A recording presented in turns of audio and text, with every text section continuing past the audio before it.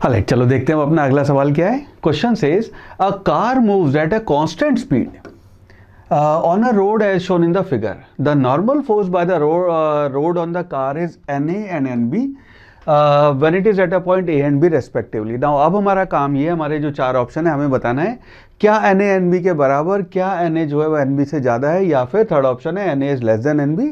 चौथा ऑप्शन दिया हुआ है insufficient information to decide the relation of Na and Nb। Now यहाँ पे कुछ बेसिक्स क्लियर करते हैं।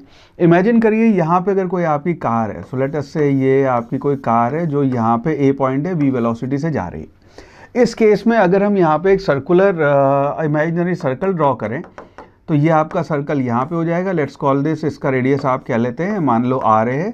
यहाँ पे अगर हम एक सर्कल ड्रॉ करें तो यहाँ पे लेट अस से इसका रेडियस आर बी है।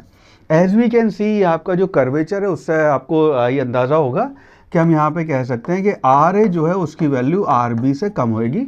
जो यहाँ पे सर्कल बनेगा और यहाँ सर्कल बनेगा, उन दोनों की रेडियस में फ़र्क होएगा, क्योंकि कर्वेचर यहाँ छोटा है तो यहाँ रेडियस कम, वहाँ रेडियस ज़्यादा होएगा ना। अगर किसी भी ए पॉइंट पे या बी पॉइंट पे अगर हम यहाँ अपना एफ बी डी बनाएं, free body diagram, so this how we can do it. सो ये आपका ऑब्जेक्ट या आपकी कार, लेटेस्ट से हम ए पॉइंट के लिए बना रहे हैं, सेम एफ आपका बी पॉइंट पे बनेगा, सिचुएशन सिमिलर है, सिर्फ रेडियस अलग है। तो यहाँ पे नीचे तो लगेगा आपका फोर्स mg, और यहाँ पे एक आपका नॉर्मल फोर्स लगेगा जो कि परपेंडिकुलर टू द सरफेस और अपवर्ड डायरेक्शन में होगा। यहाँ पे लेट्स कॉल दिस Na आपका फोर्स होएगा। नाउ इस केस में सेंट्रीपिटल एक्सेलरेशन जो है वो आपका डाउनवर्ड्स लग रहा होगा। नाउ अब यहाँ पे F0 इक्वल टू ma की अगर हम इक्वेशन लिखें, so we can write mg minus Na will be equal to m v square by r. ये आपकी इसकी वैल्यू हो जाएगी। ना अगर Na को यहाँ देखें तो Na को दलाएं, इसको दलाएं, सो वी कैन राइट आपका जो नॉर्मल फोर्स है Na that will be equal to mg minus m v square by r. ना ये आपकी Na की वैल्यू हो जाएगी। यही यहाँ पे रेडियस आपका Na आ जाएगा Ra, और ये रेडियस जब हम B के लिए लिखेंगे तो उसकी वैल्यू Rb आ जाएगी। दोनों का mass same, G same, M same और V सेम, ये अपने को दिया हुआ है।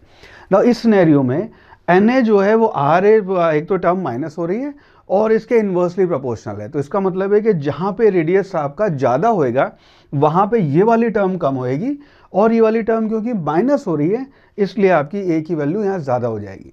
तो इस केस में क्योंकि आपका Ra की वैल्यू छोटी है, इसका मतलब ये टर्म जो है mg में से जो टर्म माइनस हो रही है वो टर्म आपकी ज़्यादा होएगी, mg में से वो ज़्यादा टर्म आप माइनस करेंगे।